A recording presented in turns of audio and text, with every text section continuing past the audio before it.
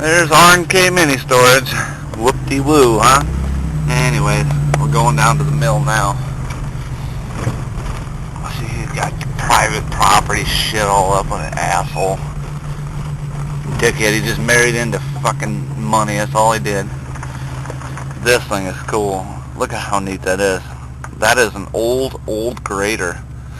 Frank used to pull this thing behind his tractor, and you had a person on the back. Them big ass wheels right there, those are to adjust the blade and turn it and everything. But that is so cool. There's not much left of the old mill, unfortunately. A lot of it caved in and whatnot from the winter storms. Okay, from that little building there, that's been built since, but from here all the way over to there used to be one big building, a big storage for lumber shed. And that there, as far as I remember, that's always just been it just kept felt paper in there and stuff. But it's sad, you see some of the wood is still stacked there. That's where they dry their lumber. And there's not much to see. There's an old bandsaw in there, ain't real not much to see. There's Frank's old 1978 truck. I looked at it yesterday. It's got, I think, 32,000 original miles on it. 1978. Old ass truck. Not old, not real old. I mean, it ain't but 30 years old, but still. Unfortunately, it's rusted out and everything. He never drove it anywhere. He drove it from his house down to the mill.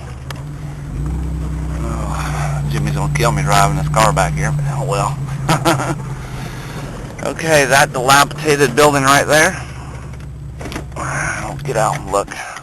That old dilapidated building there was a mill. This was a sawmill. It was a custom built by Frank, and it hooked to the PTO of his old McCormick H Farmall tractor. This right here is really a neat little setup he's got. It's just a chain, and they welded on these little things here. And what this did, it's hooked to an old Model A rear end off of a truck. And what this did is just pulled the sawdust out from underneath the blades in here. It's really hard to see. There's a bunch of crap stacked on top of it. But you see right there the blade. And then down here, it's hard to see, but there's a carriage, and this is all on a rail system. And what you do is they'd load the logs onto it and pull a lever, and it would pull the log across that blade and cut it.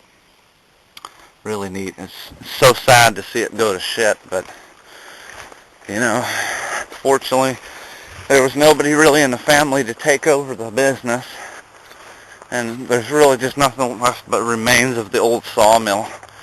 Sad, because this here was a huge building. And when I first come here, you actually operated the big mill. And it was full operation. It took, I think, like 4 or 5 men to operate it. But this is just some of the pulleys and stuff. That's actually a pulley there that leather belts went on. Oh crap, I hope it's not going to rain. Okay, right here used to be a building that went perpendicular to this one. And that's where the actual mill was. It was really neat. So sad to see it gone. I think the snow finally collapsed it. And I think Frank, before he passed away, he had done a lot of work to take it apart. But you can see some of the old belt pulleys and stuff. I mean, look at that. That's got a wooden framed axle. I mean, the spindle. Just unbelievable how old it was, you know. And you can still see there's still part of the rails left. It was the same concept as the other one. That big thing right there is a carriage, and that whole mechanism would slide down, and I think the blade, yeah, see there's where the blade used to be mounted right there. Somebody's got it. Somebody took them all. Over here, that little area was where he had all his blades and sharpening equipment to sharpen the blades. I can't believe how it's grown up back here. And that whole carriage would come along, slide along here, and then there was several other stations through here that We just cut the boards to length and trim them. It's really neat. And back up in here, unfortunately the old engine's gone. There used to be a Caterpillar engine, and it was about half the size of this room here. Diesel engine. It had a 2-cylinder gas engine to start it. And this is where the belt system rode. Matter of fact, here's one of the old belts.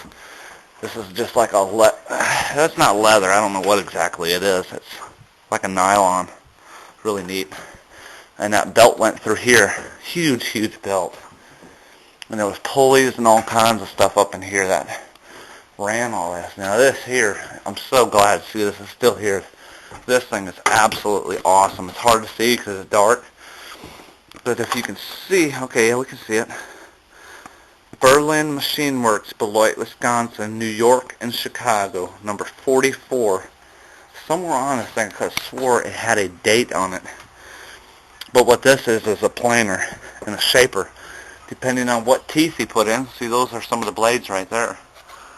And there's some of the shaper stuff. Depending on what he could make anything. Siding, tongue and groove, shiplap, anything with this. And there's the vacuum system that was hooked to it to suck all the sawdust out. As you can see, it didn't get it all out. But really, really neat old machine. I remember Frank and Norma. And Norma, bless her heart, she was just a little old lady. Good old woman. And her and Frank would be back here working. It's so neat. And this machine right here is another one that was also hooked to the system. Everything's so tore apart. I can't remember how it all went, but this here is another saw, and I believe they ripped the boards with this one. Ripped them down to size. God, I would love to have this piece right here. I'd love to have this. Just love it. But you know how that goes. I can't take it back down to Mississippi, that's for sure. Let's go check out the sawdust piles. There used to be another mill here at one time, and it burned down, I think, in the 40s or 50s. It was huge. I remember seeing a picture of it in a book. And see, that right there was part of the old mill. A big concrete block. I can't remember what was on there. Some kind of part for the dust collection. But look at the sawdust.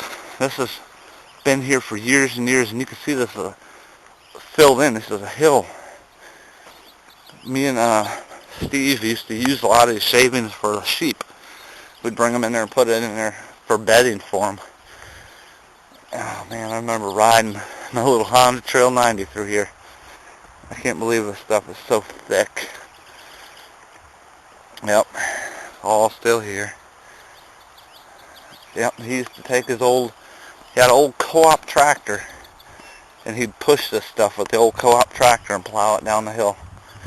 So neat. And looks like he had done some roofing to it prior to it collapsing. That's so sad to see it all just in shambles now. You know? I guess the snow and the weather not being maintained, it just took its toll on the old building. I'd love to have some of the old wood out of this. Oh, well, let's go up here real quick. We'll walk. We'll check it out. Over here is a piece of equipment. I don't know what the hell that thing is over there. We'll check it out in a minute. Oh, what is this? But anyway, this thing here, this is an elevator, a hay bale elevator. You put the bales of hay on it. It had an electric motor on it, and that's what you used to get the hay up in the loft off the wagon. Pretty neat. That belongs to Steve Miles. Yeah, it was his. I don't know why he never come got it. And that thing right next to it, some kind of attachment for a tractor to till up dirt, I believe. And over here, a real neat old building. This used to be a blacksmith shop. God knows how many years ago. I can't believe how well preserved this building is. Considering it looks the same as when I was a kid. It's got old cedar shake shingles on it. Really neat old building. Just so sad to see all this stuff going to waste. So sad. Really, really old building. I wish you could see it. A little more light in here maybe. You might be able to see it. This thing here is a hand drill press. That's neat as hell. It's just so neat. All this stuff going to waste. Heavy, heavy, heavy iron. Good trailer hitch. Alright guys. Check you later.